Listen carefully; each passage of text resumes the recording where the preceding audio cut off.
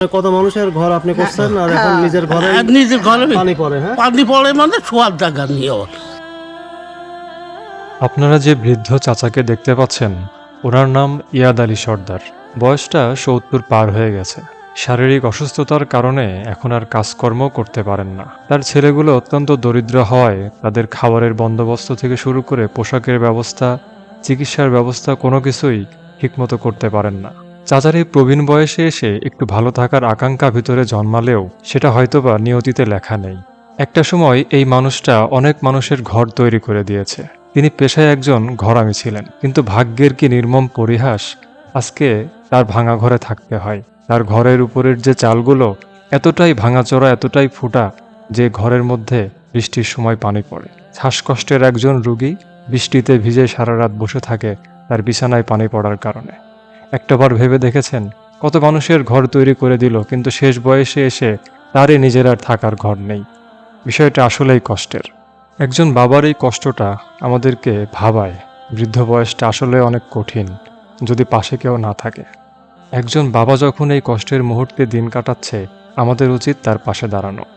আপনারা অবশ্যই পুরো ভিডিওটি দেখবেন এবং প্রচুর পরিমাণে ভিডিওটি শেয়ার করবেন, যেন ওনার জন্য আমরা ভালো একটা ব্যবস্থা করতে পারি। কিছু কাজ করতে পারেন না এখন? আর 4 বছর আমি কিছুই পারিনি। সংসার চলে কিভাবে? ওই চাই চিন্তি ওই আপনার দুইটা। যাই করি লিয়ে আসি তাই খাইবে। কয় ছেলে মেয়ে?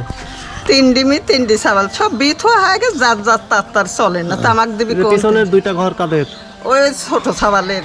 দেখেন আপনাদের না না ও দেখা না দেখা ভালো, ও চাল পাইলি চলে না। ওরাই চলে না, তারা আমি খাবতে খাবো। আপনি আগে ভালো থাকতে কি কাজ করতেন? আমি করতাম এই ঘরের কাম করি। ঘরের মিস্ত্রি এই কাজ। ঘরে মেয়ে কাজ করতেন? জি। কত মানুষের ঘর আপনি করছেন আর এখন নিজের ঘরে আর নিজের ঘরে পানি পড়ে। হ্যাঁ, পানি পড়ে মানে শোয়ার জায়গা নিয়ে। পানি পড়ে ওর মধ্যে পানি কাগজ খুশি দিয়ে ওর মধ্যে সব ইটি পানি পড়ে ঘরে? ঘরে যাতা পানি পড়ে। চলেন দেখি তো, চলেন। ওই তালি তুলি দিয়ে তুলেছি। উপরে তো অনেকগুলা মানে মরিচা ধরা টিন দেখা যাচ্ছে, ভিতরের অবস্থাটা আসলে আরোই খারাপ হবে, দেখা যাক। চলেন, এই ঘরে থাকেন না? আমার বাপ ওইটা এই দেখো এটা পানি কাগজ দিয়ে তালি ওই। দিয়ে থাকে। হুম? অনেক আগেকার ভাঙা খাটতো এটা। পলিথিন কি দিয়ে রাখছেন, পানি পড়ে যায়? পানি পড়ে ওখানে তো বড় একটা ফুটা। ওই তো ফুটার লেগেনি তো এইসব। কবেকার ঘর এটা? মেলা দিন করি তুলো এটাই পড়ি হয় আর সারতে পারতেছি না। আর বিভিন্ন ধরনের টেপ দিয়ে চেষ্টা করছিলেন ফুটা বন্ধ করার। টেপ দিয়ে ওই কতটা করতে জানান। তা তো থাকে না, টেপ তো থাকতেছে না। না ওই যে টেপ উঠে গেছে। অবস্থা আসলে খারাপ। তো এখন ঝড় বৃষ্টির সময় আসতেছে এই মতো। ওই লেগেনি তো বা কাঁপতেছে। আচ্ছা, এখানে পাতিল কেন? পানি পড়ে। পানি পড়ে ওই তাই? ওখানে একটা বাইদি দিয়েছে, ওখানে একটা বাইদি দিয়েছে। পানি ঠেকানোর জন্য। ওভাবে কত জায়গায় ঠেকাবেন বল? যে বেটা ঘরখান সারি দিলি আমি থাকতে পারিনি না। বুড়ি কালার এত কষ্ট করা যায় না বাবা।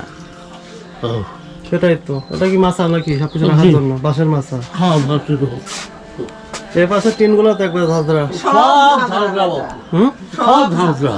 একটা ভালো নেই, আমি খালি ওই ফুটি ওই মির ওখান থেকে বেড়া মির ঘর ভাঙি ফেলাছিল তো লিয়ে আসি ওইখানে এত ছেলে থাকার পরেও এত অসহায়ভাবে থাকা লাগে কেন? থাকে না দিলে কি করবো বাপ ক খারাপ লাগে না?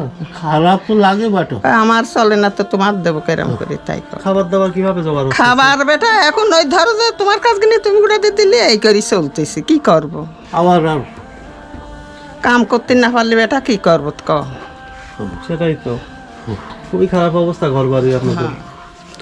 যে এই পাশের বেড়াও দেখতে পাচ্ছেন যে আলো সব দেখা যাচ্ছে। সব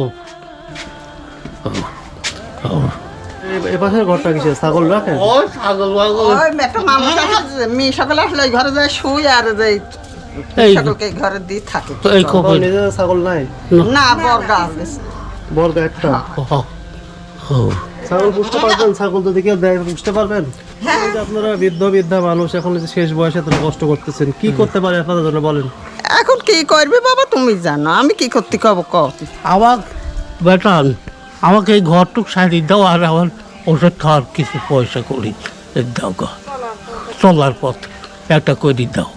আবার আর কারণ কোনো জায়গায় আমি যাতে পারতেছি লজ্জার খাতারে তোমার যে 5 টাকা চাবো, তাতেও আমার লজ্জা করতে কি অসুখ আপনার? এই যে শ্বাসকষ্ট।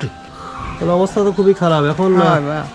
এরকম অবস্থায় ঘর এবার থাকতে পারবেন না যদি বৃষ্টি এবার তো থাকতে পারবো না। জায়গা এইটুকু নিজেদের না, হ্যাঁ, এইটুকু নেই। আর না এই জায়গা না না। না জায়গা থাকলে তো বাবু এক কানিতেন বেশি লাগতামই খাতি। দর্শক আসলেই অসহায় মানুষ, তো আমরা সবাই মিলে এখন চেষ্টা করি যে ওনাকে একটা ছোট্ট করে ঘর করে দেওয়া যায় কিনা বিদ্যার জন্য। আমি চাচ্ছি এই ঘর আর এই আমার ওষুধ দিতে চলার পথ এইটুকুই, তাছাড়া আমি আর কিছু চাইনি। তুমি যা হয় তাই করি আমাকে ঘর বাড়িগুলো সারি দাও, আমি তো কোনো কিছু করতে পারি না। আর আমাকে এরকম করে দেখো, আমার মেয়ে সকল আসে বেটা, ওর মধ্যে একটু জড়া কুড়ি দিয়ে আমি থাকতে পারবো। এই পাশের জায়গাটা একটু দেখাই। দেখতে পাচ্ছেন কতটা খারাপ অবস্থা, উপরের চালটাও নষ্ট হয়ে গিয়েছে। আসুন সবাই মিলে এই পরিবারটার পাশে একটু দাঁড়িয়ে তাদের শেষ বয়সে একটু ভালো থাকার জায়গা করে দিতে আমরা সহযোগিতা করি। আর ভিডিওটা অনেক বেশি শেয়ার করবেন যেন সেরকম মানুষের কাছে ভিডিওটা পৌঁছায় যিনি আর্থিকভাবে সহায়তা করতে পারবেন এই পরিবারকে। বৃষ্টিতে ভিজে ভিজে কেটে যায় দিন, একটুকু দাঁড়াবার পাই না তো ঠাই, কোনো মতে যাক কেটে জীবন খানি, বুকে বেঁধে রাখে শুধু এই আশাটাই, জীবনের এই চাওয়া পোড়ায় ভিতর, সে কথার ভাবনায় কাঁদে অন্তর, কেন এত বিভাজন, কেন তারা পর, সে কথার ভাবনায় কাঁদে অন্তর, সে কথার ভাবনায় কাঁদে অন্তর।